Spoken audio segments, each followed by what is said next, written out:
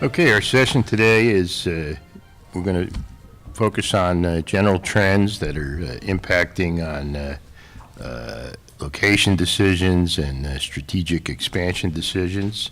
Our guest today is Betty McIntosh, who is Senior Managing Director at Cushman and Wakefield. She's based in Atlanta, and Betty brings more than 20 years of experience in assisting major U.S. and international clients in making strategic decisions related to expansion.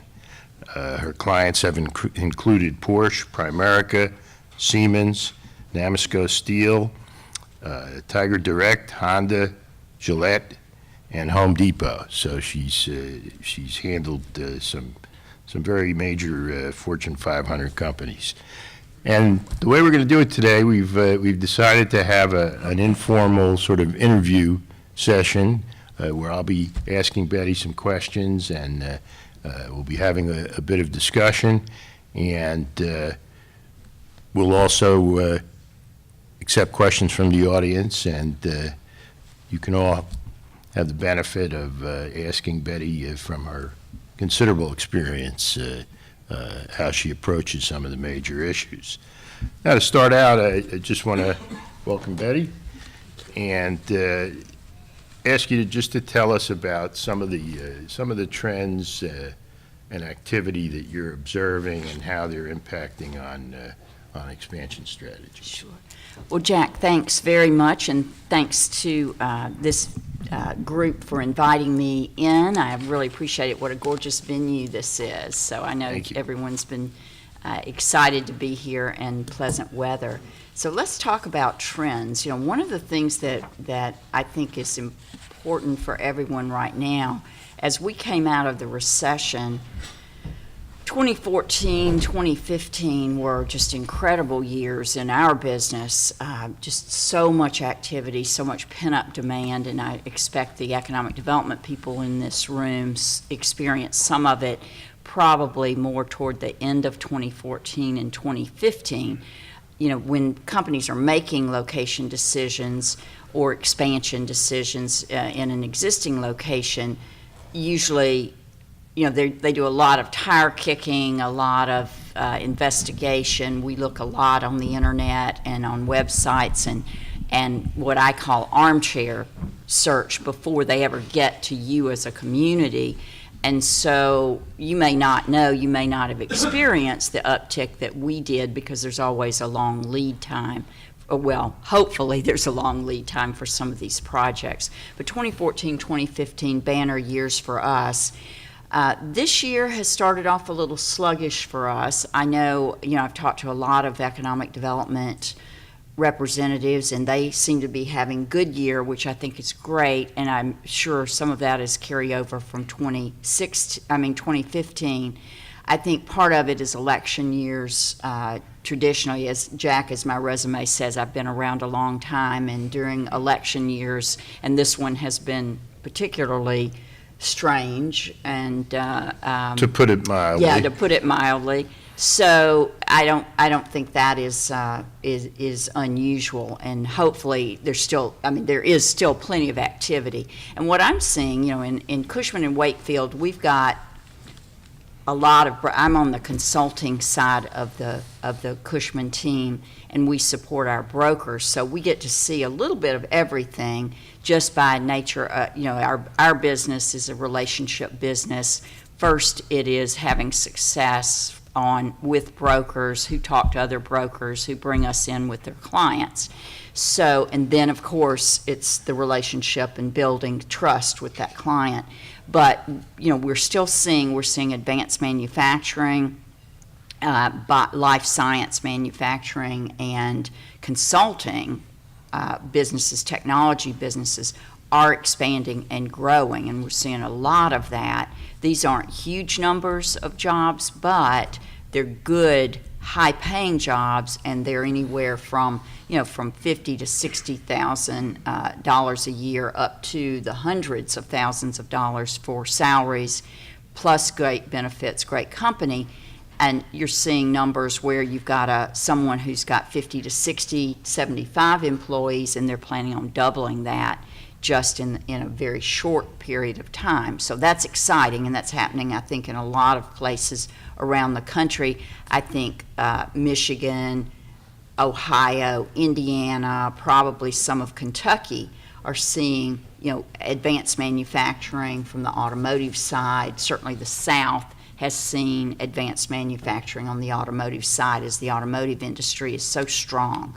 I think New Jersey, you're seeing life sciences. New Jersey, New York, you're seeing life sciences and technology. That's still a good, strong technology corridor.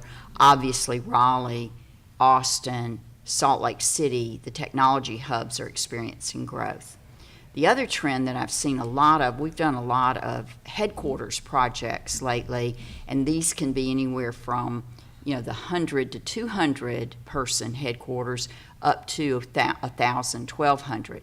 It's interesting, the larger ones, what we're seeing is kind of a disbursement of activities within headquarters. The old model, 10, 15 years ago, when they first signed leases in buildings for headquarters, they may have had a data server, they may have their IT located within their headquarters, they may have customer service, they may have a lot of functions. And as they are, it's kind of the whole trend about attracting the millennial workforce. What does the workplace of tomorrow look like? Well, it certainly, according to all the consultants, doesn't look like what it is today. Much more collaborative space, much different layouts, not traditional offices, and also much denser, not many square feet per person.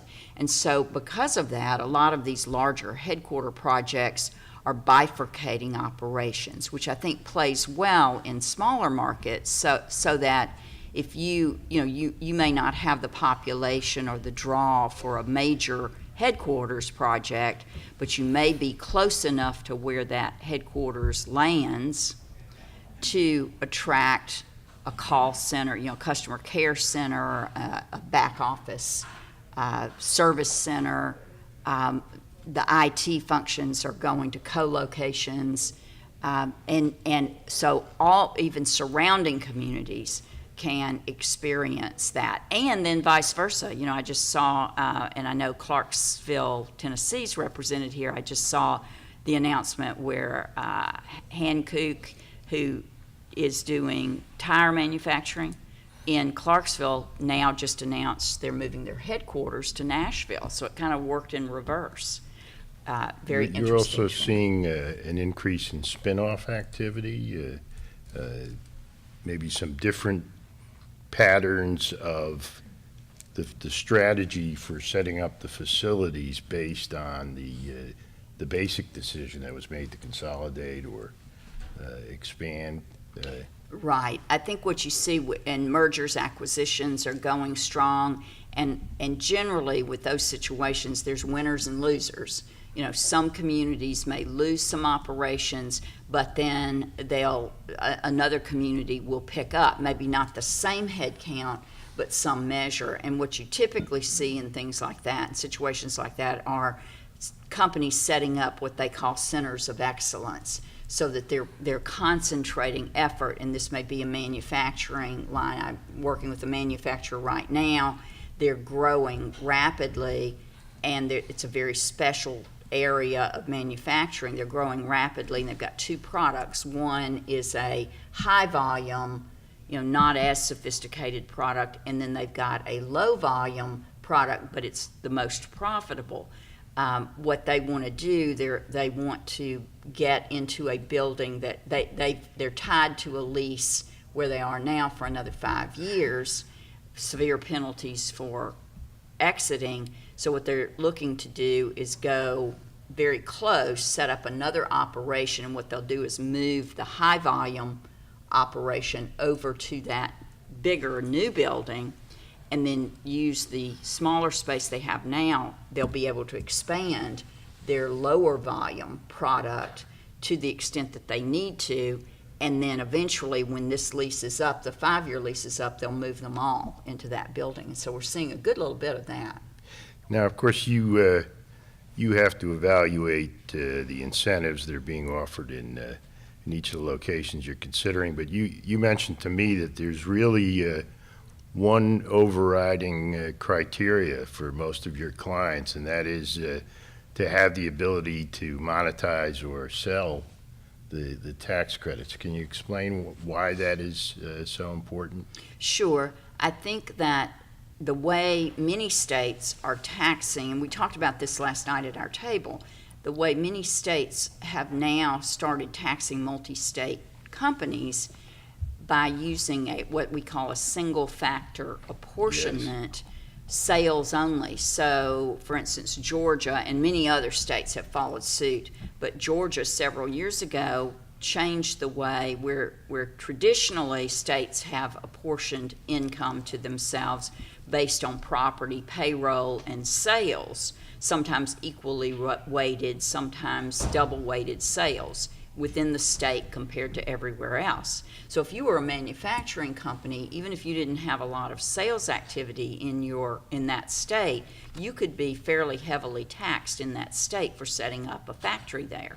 Now, with single factor sales only, those manufacturers are not penalized at all. They can set up business because the profits of the company will be taxed to that state based on sales in that state versus sales everywhere. A number of states have adopted that. New Mexico, most recently New Jersey, and it does seem to be a model that's being embraced. I'm not sure we have the metrics yet as to whether it corresponds to either retaining or increasing some of the manufacturing jobs, but it streamlining the way these businesses are taxed certainly can't hurt the proposition. Well, and because of that, tax credits, income tax credits alone, are not necessarily that attractive to companies because they may have lower or no tax based on that apportionment factor. So the ability to either use those credits against other types of taxes, for instance, Florida allows you to use their quality targeted industry credits, QTI, against sales tax, property taxes, income taxes. I can't remember if they use it against premium taxes for insurance companies or not. But the fact in Florida that if you lease a building, there's sales tax on that lease. And so just that alone, typically companies can use those QTI credits against that sales tax, which is very helpful because they get it back. You know, they can actually use it as opposed to an income tax credit. And then you see other states, Louisiana sales state tax credits have been doing that for a while. New Jersey's New Grow, those credits can be transferred on an annual basis as you earn them and can be sold. Now, the economic development agencies have been encountering an increased amount of resistance or at least pressure to justify the use of tax credits and where you're essentially giving up tax revenue in some cases for 10 years on in exchange for the promise of job creation. But it's my understanding, you've explained this to me, that if a company has the right to monetize or trade off these credits, they still have to meet the performance obligations before they do that. Correct. The new laws are very strict about, first of all, performance measures. Typically, there is a tail after the term of the credit. For instance, New Jersey, you can get the GROW credits annually every year for up to 10 years, but you have to make a commitment to maintain those jobs for 1.5 times whatever term you pick. And the state has determined that that's ample payback for what they are granting. And if you don't meet it, then there's a pro rata. You do earn some of the credits, so you don't have to pay all of them back. But let's just say you had a 10-year GROW program and you were supposed to stay for 15 years. You collected for 10 years and then you left, pulled out of the state. So then you would have earned 2/3 of the credits you received, and you would owe the state back a third. Now, again, you've sold those credits, and you sell them at a discount, because why would anyone buy them otherwise? But the state holds the company that earned the credits accountable, and the credits are given on an annual basis based on performance. So they will see very early on, and there's certain criteria, you only get them. Let's say you're going to create 100 jobs, and in year 3 you only have, or year 5 you only have 80 jobs. You only get credits for 80. You don't get credits for 100. How the certificate is issued is you are granted credits up to a maximum amount, and the burden of proof and liability lies with the underlying company that got the credits, was awarded the credits to begin with, because otherwise no company would buy them, because they would be at risk. And also in terms of justifying the incentives, you feel it's very important that they should be evaluated against the total cost of the investment. Absolutely. I mean, again, it's like any business proposition. It's an investment. And, when you grant incentives, regardless of what they are, you should be looking at the overall impact and have that discussion. And sometimes it might be, in a smaller community, it might be brand recognition, or it might be trying to attract. I did some work down in a community in a southern state, and they were trying to set themselves up as a biotech manufacturing hub. And so the first company that they had access to that had a need and whatever, those incentives were going to be pretty powerful, because they weren't attracting that company, they were trying to attract an industry. I noticed there was a question in the back. Would you? I just wanted to make the comment about income tax credits. And even if you have a liability and can use the credit, that income tax credit is not as valuable a dollar to companies as a refundable credit, or a credit that can be used in sales tax or some operating margin, because if it's against an income tax, it's below the line, whereas if it's money back somehow or refundable credit, it goes to op margin, and that's just a more valuable dollar. It's a dollar in cash either way, but an op margin dollar is of more value to us as a company. Hey, Amy, how are you? She's absolutely correct, and you have to realize part of that, particularly in a manufacturing concept, because the plant managers get their bonuses, and the operations people get their bonuses based on above the line increase in operations. And all headquarters and corporations say the locals are going to do what's good for the company. Well, let me tell you, first they're going to do what's good for them. And so that's why these income tax credits, the locals don't really care unless there is some sort of sharing for tax benefit, which some companies have gotten smart about doing that. But essentially, that's something that the corporate world gets, headquarters gets, not us at the operating level. So we don't really care. We don't really care. And so you're absolutely right. That's the other reason why income tax credits are not necessarily, and a lot of times the operations people don't have a clue. They're not privy to the tax information. They're not involved with that other than reporting their operations. Now, it's very important for locations to be both creative and in some cases flexible in sort of adjusting what they're offering based on what the company is telling them during the evaluation process. And you've had a number of these sort of creative deals. You recently were involved with locating a Hyundai facility. Can you tell us a little bit about some of the complications that arose and how they were dealt with? Well, let me tell you about this was an automotive supplier that located fairly close to Hyundai, and they were a second-tier supplier, and they were very interested in supplying for Hyundai, but also for Mercedes and for some other ones. And This is in Alabama, correct? yeah, it was in Alabama. Great community, Opelika, if anyone's familiar with that area. They had a beautiful industrial park. We had worked on the site selection. They'd looked in 3 different states because, again, as a second-tier supplier, they didn't have to be directly, within an hour of the OEM. So we got great deal cut. They had a beautiful piece of property for them in an industrial park. And I get this call, so we got everything hammered out. We're getting ready to have the sign-off and the kind of grand announcement. And the CFO calls me. And I'm like, oh, please tell me they don't want more money. There is no more money. And so, but his problem was, and again, cash is always king until it's not. His issue was that his German parent had totally budgeted to buy the land. That was not an issue. But what they had not budgeted for was the 6-month loss that they were going to suffer in operations for startup. So what he asked me to do, the community was donating 30 acres of land.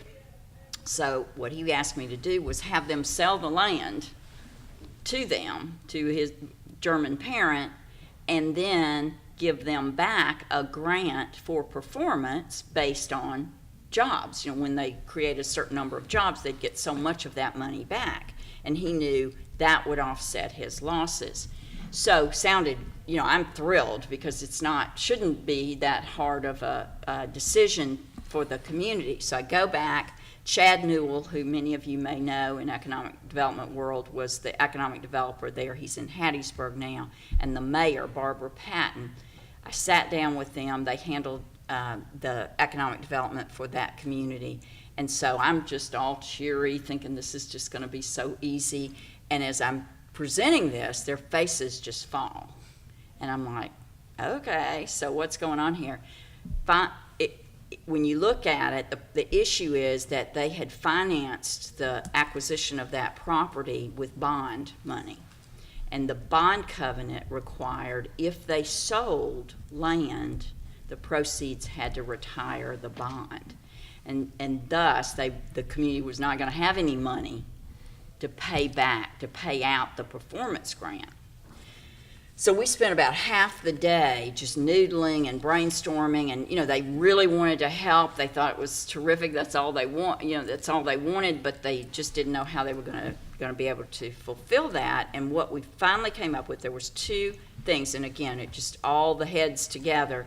It turned out they had local bond holders on that bond. And the bond had been issued years and years before just to buy the land. Since then, they had done major improvements to the park on their own with cash. And so the value of the property was way higher than what it originally cost. We talked about them going to the bondholders and asking them if they could drop out that 30 acres, since their collateral would still be way more than the value. And then alternatively, the mayor said she had another industrial park that was free and clear. There was land in it, and she would see if they would swap 30 acres of that into the bond deal. So bottom line, the bondholders agreed to let them just carve those 30 acres out. They felt certainly they were collateralized enough. But it was another case of listening. They didn't want more money. They just wanted it in a different way. And so I think that's what is important, is to be flexible and to understand that, yeah, cash is king, but as Amy pointed out, it may take different forms depending on who your audience is. Now, you've been in this business a long time, and you've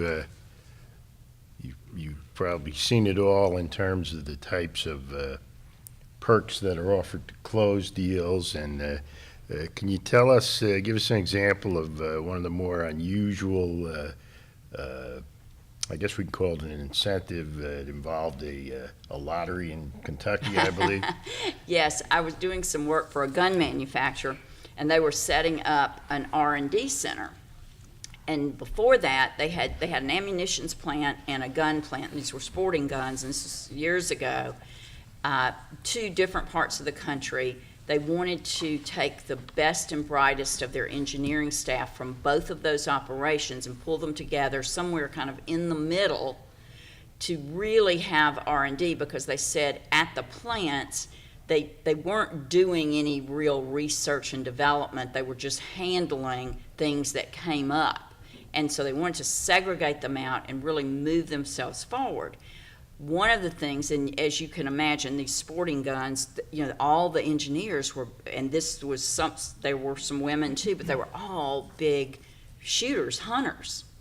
And so they set us about looking for a site, and they tasked me with convincing the engineers to agree to move before they knew where they were going.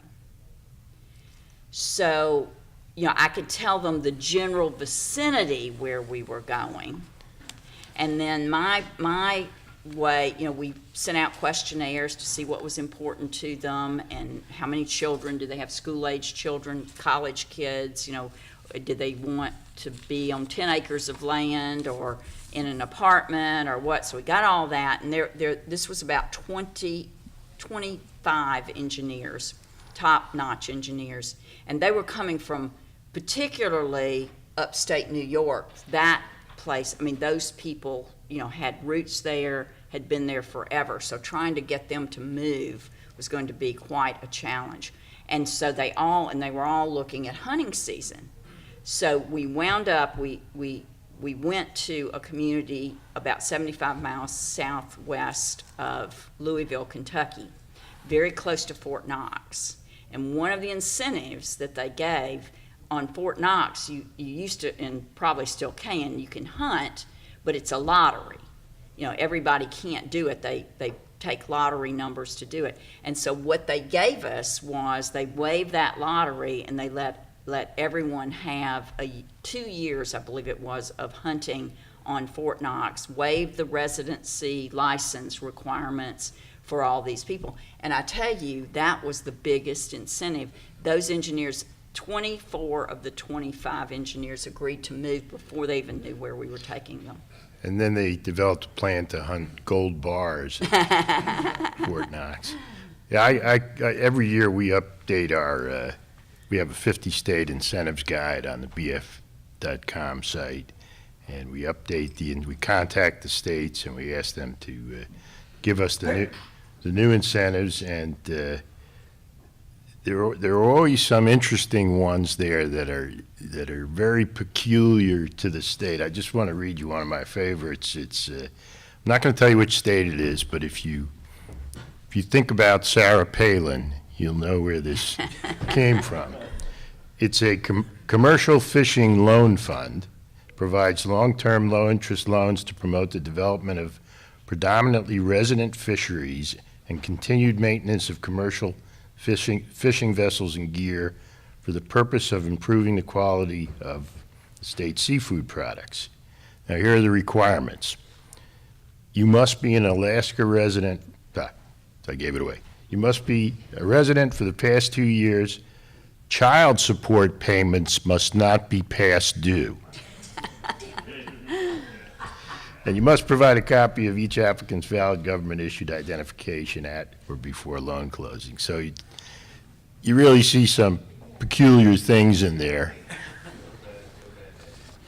Now, One of my favorite ones, Jack, and this is a federal exemption, and it's for reindeer herds. Honest to goodness, I mean, it's an old one, but obviously some senator or congressperson tacked that on a bill as a favor, you know, to get something that they needed, whether it was their son developing reindeer herds or what. But, I mean, it's in the IRS code. There's a special exemption there. let's talk a little bit about the site selection process. And you when we were discussing this before, you you were telling me about the volume of sites that you have to evaluate and how the locations could have an advantage if they understand, particularly the smaller locations, they understand how your process works and that sometimes a regional approach to you is better. And, well, you could pick up on that, but the RFP process also is key to how you do it. Could you just walk us through that? Sure. I think there is kind of a misnomer that companies are out, whether it's a manufacturing or logistics company, you know, looking at setting up a big box warehouse, and they're saying, gosh, I want to be in this county somewhere. In 25 years, I have never, ever had a client that pointed to the map and said, I want to be in this county or this small jurisdiction. But what they say is, I want to be close to, I want to be in this region. And so the regional approach for smaller communities is the only way to go. You know, when we're meeting with you, you want to meet with every economic development person that comes, but we have work to do, and we just don't always have the time.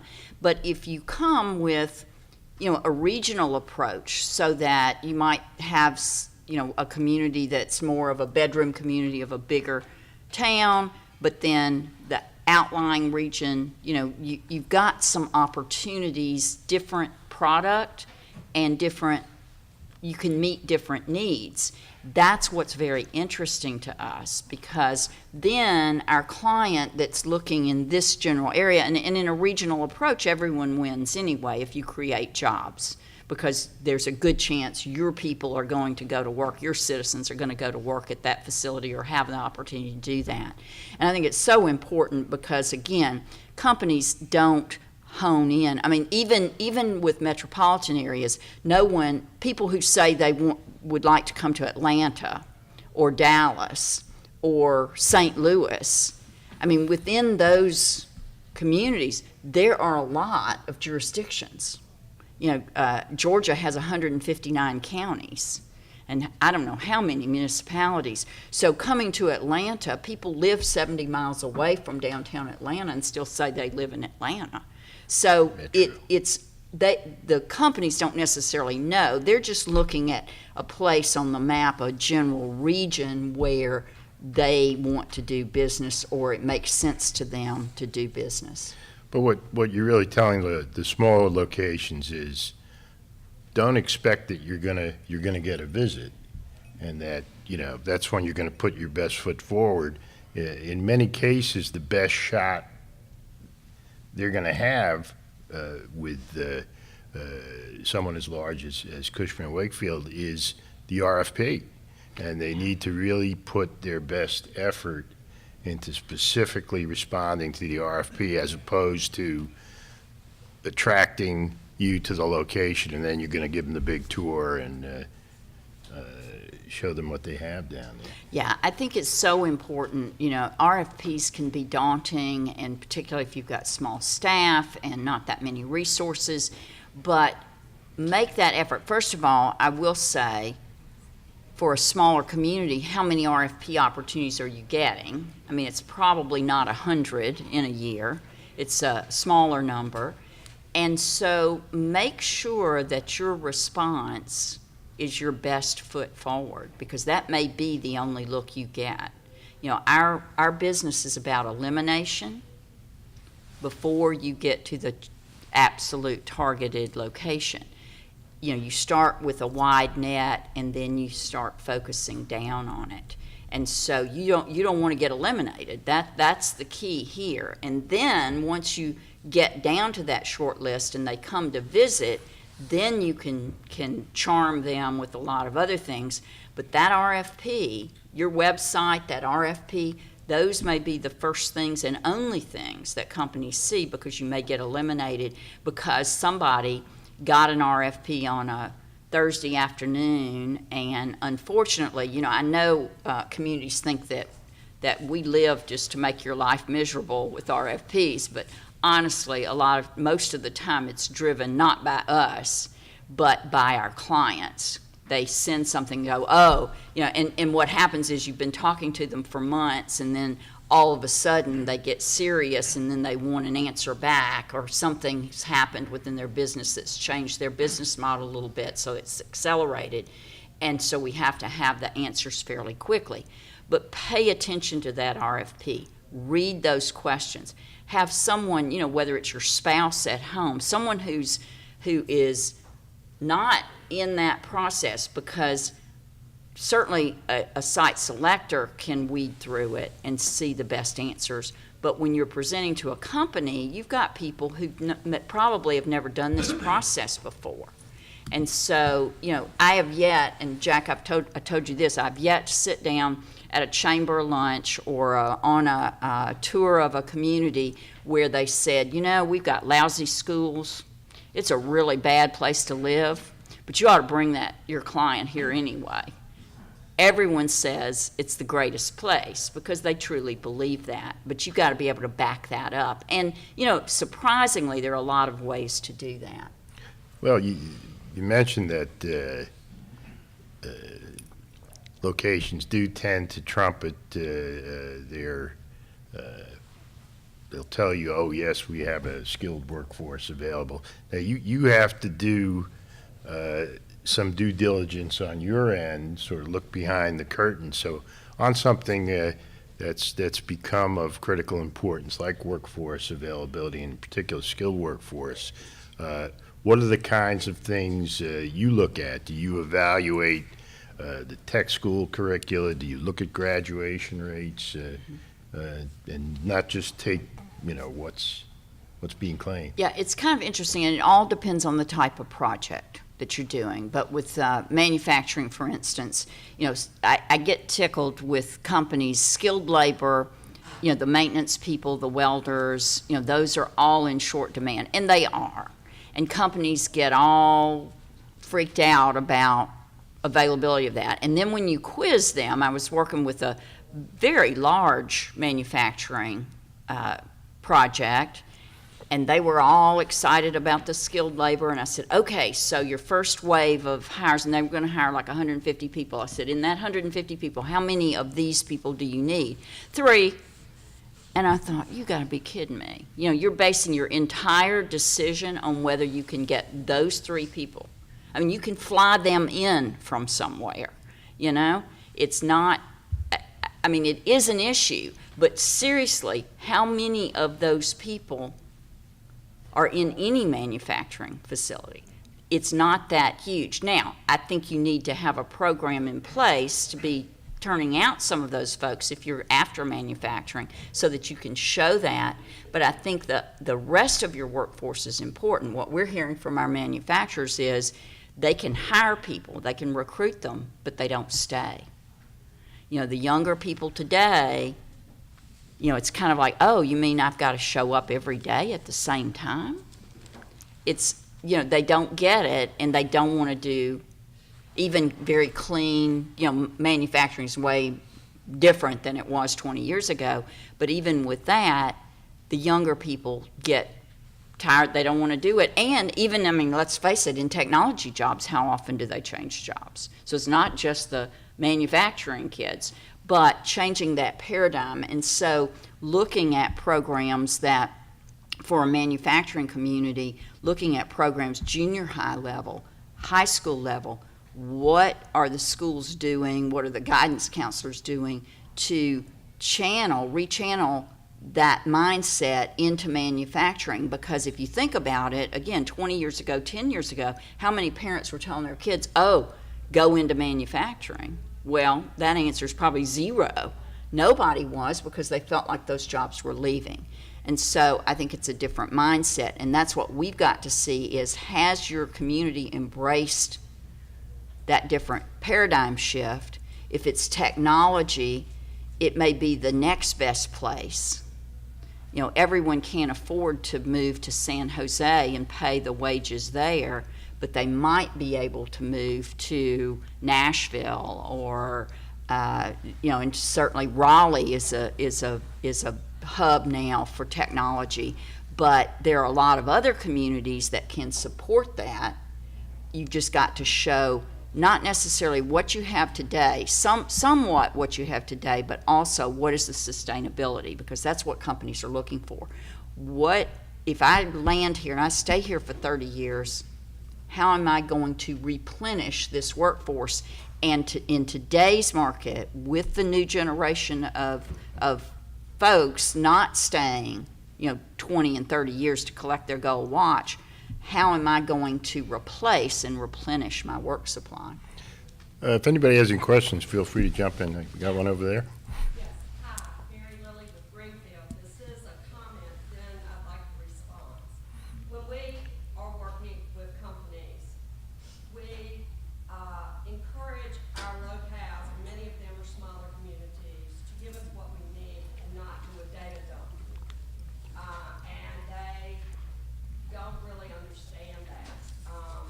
So you use the RFP process a lot more than we do because our clients are smaller. But do you have that issue as well, where they just send everything? Oh yeah, and they don't read the questions, and so, and so their answers are what they think you want or what they might have on the shelf. That same project I was telling you about, where the community was trying to attract an industry, we talked on the phone, they hired industry specialists. I mean, the state got really involved because they wanted to help, this location, because of the university system there, could lend itself to biomanufacturing very well. And so we went through all this, we'd have team calls, and I told them, I said, okay, so in the board of directors, this company that they were trying to attract was in Europe. And I said, okay, so put together the collateral that you will send to them to get their attention about your community. And I cautioned, I said, don't just pull something off the shelf and give me your same-o, same-o. Think it through. So 2 weeks pass, I'm prompting them, they don't listen, they just send me, finally just get something in front of me. So I said, okay, so let's do this exercise. It's kind of like, the when you're at a cocktail party or a frat party and you're playing games about, what I said and what you're picking up. So I said, okay, let's go through every section of this, and when we finish that section, I'm going to say, so what do I care? And then you explain to me why Mr. So-and-so sitting in Europe is going to read this and why it will make a difference to where they're spending $100 million. And let me tell you, after we went through about 3 paragraphs, they said, let us start over again. We got to rewrite this. Yeah. And it was things, and the interesting thing was they had things to say. They had a guerrilla reserve there where they did some experimental testing, but it was a refuge. It was kind of a really cool, different thing. I said, do you have any kind of celebrities, famous people that are from there that could vouch for this? Because it was a smaller community. Oh yeah, we got so-and-so and such and such. And I said, well, do you think you could get oh yeah, they're here all the time. They love to talk us up. And I'm like, and what about your schools? Well, yeah, as a matter of fact, this local high school just was named one of the top 5 high schools for science in the country. And I'm like, and where is that? So it doesn't have to be a lot of information, the less, the better, frankly, but the more impactful. What difference does it make? And you have to also remember different projects are driven by different things. So a technology project, life sciences project, a automotive manufacturing project, a warehouse, different needs. Well, you've described your process as sort of a process of elimination. What makes a community stand out to you? How do they make the cut before you're even drilling into it? And well, looking first at of the all, specifics? if they meet the criteria, when we were doing Hyundai, we started with 10 states, and the first criteria we had was that you were a certain, they wanted to be right on a major freeway. They wanted it for marketing, and obviously for their distribution. And so we got sites that were 1 mile from the freeway. We got sites that were 20 miles from the freeway. You know, and again, when you have, and you can imagine 10 states, we got a lot of paper. So my staff and I just sat down, and anything that didn't meet the basic criteria, we just threw it out. I mean, because again, it wasn't like it was so specific that you didn't have any choices, because you did. So we just eliminated that. We didn't even deal with those. So think about, if you are going after something where you don't meet that criteria, what makes you think, this is not a rhetorical question, what makes you think that even though you don't have this, you have something else to offer that project that will offset that? And that's what I want to hear about. Not that you're, a great place to live, not that the kids can play baseball or the workers can go hunting and fishing every day, but what really in your mind, and if you don't have an answer for that, then you should decline if you can gracefully, because you're wasting your time. You mentioned before that 2015 was a really good year, but you've seen a little bit of a slowdown, and we can all hope that's because of the policy uncertainty that's been generated by the big political circus. But I mean, you're involved in a lot of industry sectors. In general, do you think the fundamentals for the economy and the recovery are strong, and that growth is going to continue, even if it's not as robust as we'd like? I do, and I think also, as I said, I think 2014, 2015, there was a lot of pent-up demand. And so the numbers were huge. Companies were really making a lot of movement. My theory is during the recession, any company that survived kind of tucked their head down, went to work, kept a low profile, and just did what they could do to maintain. And then once they're over that, now they've got to make capital investment. They've worked people half to death. Productivity was so high during the recession, because anyone who had a job, they weren't going to complain about it. They were just going to do it and keep their job. And so I think what has happened is you had that kind of spike, and now there's still activity, and it's good activity, and there's certainly investment. And the interest rates, even though they went up a little bit, I mean, the economy is on the mend. I think there's more pressure on wages, a little more pressure on wages now, because people aren't willing, with unemployment going down. There are choices. There are other jobs they can take. And so, again, I think it's strong. I think I hope everyone's having good activity. I just think, to me, it's like, oh, man, we were blowing and going, and now it's not as much, and it's more level. I read somewhere, and this was a while back, that someone was saying there was a bubble in the commercial real estate sector that potentially could almost be as bad as it was experienced in housing. I don't know whether this had to do with the big leases expiring, but there's no danger to commercial real estate. I hope not. We just merged with DTZ Cassidy Turley, and we've got 43,000 brokers now, or employees around the world, where we used to have 16,000, and I'm sure all those folks are hoping they'll be eating next year. So and our economists, we have economists on staff, they watch this. I think that, again, there's pressures now. Companies, developers are coming out there building again, and for a while there was so much inventory that they weren't doing that. But now you're seeing things coming up out of the ground again, and there's money that they can get to. There's capital investment. Consumer confidence, I feel like, is better.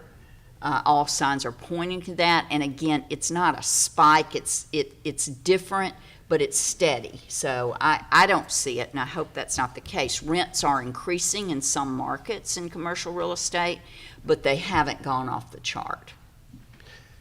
Do we have any other, if you have a crystal ball, what sectors do you see, apartment, retail, industrial, office, what sectors do you see, doing well in 2016? Well, retail clearly is doing well, but it's e-commerce. E-commerce, not bricks and sticks. Now, I will say this, in smaller communities, I think that the mantra is retail is going to follow the market. But in smaller communities, I think it's very important to be on the lookout for those opportunities, particularly name brand. I worked with an economic developer. We were doing a incentive policy for a community in South Georgia, and the economic development person was just brilliant. And there was a local university there. She wanted to find out what would keep those kids in her community working, but she didn't have any dollars to pay for an outside marketing thing. So she went to the school, and their marketing department took it on as a class project. And those kids got 1,000 responses. Now, can you imagine? I mean, that was big. And one of the big things they said was clearly they needed work, but they wanted to Starbucks. They wanted to be able to shop at Gap and J. Crew, and they said, if we can do that, we'll stay here, and if we can't, we're moving to Atlanta. And so I think for smaller communities, you have to look at that, and how do you attract that, or something comparable. It may be a local, but something comparable. Apartment going wild. I mean, I live in Midtown Atlanta, and I love all the excitement, the tech corridor that's gone up there and all the things it's bringing us. But one of the things that's not going to be very fun, during the week, traffic in Atlanta is crazy. But on the weekends, in my neighborhood, it wasn't a terrible thing. Now, because they're popping these apartments up, and they're rented before they're even out of the ground. And these are very expensive apartments for young people. But everybody, the cool kids, want to live in Midtown. And the traffic is horrible because our streets are very narrow, and I don't know how these developers have convinced the planning people that, everyone's going to walk or ride their bikes, because I'm telling you, they're not doing that. But anyway, I think apartment living, and even in smaller communities, that the young people want that flexibility. So it'll be interesting. And of course, if you think about it, when money was so cheap before, they converted a lot of apartments over to condos. When the market went down for rental, condos got popular. Then when all the recession hit, they converted from condos. Now people with condos are renting them out. But anyway, I think the apartment sector is strong in many communities where I go. Downtown living is very important, even in smaller communities. People want to live, and you've got two elements. You've got the millennials, but you've also got the baby boomers who've raised their kids, and they want to be in a more urban setting where they can walk around and really not have to get their car around. And you're seeing that in smaller communities as well. Advanced manufacturing, still strong, and again, these aren't thousands of jobs now, and there is exceptions to that. Tesla, Faraday, my partner, Alex Fry, up in our Chicago office, worked on the Faraday car manufacturing project out in Nevada. So you are seeing some of that type of thing with advanced manufacturing, but you're also seeing a lot of the smaller, more specialty groups that are creating 100 jobs and strengthening the 100 jobs they already have. So I think that's very good. Technology companies, fintech, financial technology, and what that means for people who aren't familiar with it is within a financial institution, the technology piece of it, so that they may be analyzing numbers, doing software products to help clients, consumers, whether it's another bank might be their customer, or retirees track their money. The fintech industry is big. Payroll processing, anything to do with numbers and finances, but the technology piece of that, and that's getting stronger, and those are big numbers, and those are really good jobs, really good And jobs. of course, we all know the traffic situation in Atlanta gets much worse when you have a half an inch of snow on the ground. Half an inch, my gosh, the city just shuts down. Well, we're coming up on our time limit. I have one last question for you.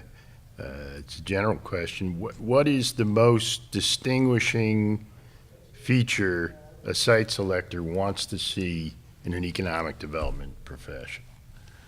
You really want someone who'll listen, and who looks for solutions. You don't have to say yes to everything we ask for. We'd like that. That'd be awesome, but it's more important, just like my scenario in Alabama, to be willing to listen to what the needs of the company are and to see if you can come up with some type of solution that can fix that, that can help that can aid it. To me, that's the most important thing. Not just the rhetoric, not just the pat, we're so good, you ought to be here, but bring facts behind it. If you say you've got a productive workforce, show me. Show me a manufacturing study. Show me a quote from the company that you have already located there that says, within our family of companies, this plant has been named #1 in productivity out of 10 other plants around the country for the last 3 years.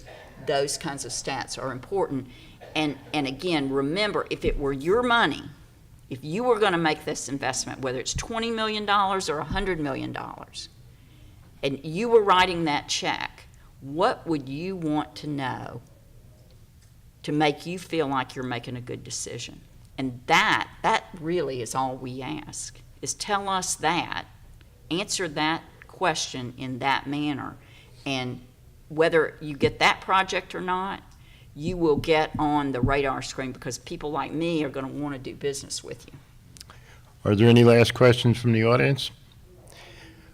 Well, Betty, I want to thank you for a very informative session and for sharing your very deep and impressive experience with us here at LiveXchange, and we hope to talk to you again in the future. Thanks so much. Thanks, Thank you. everyone.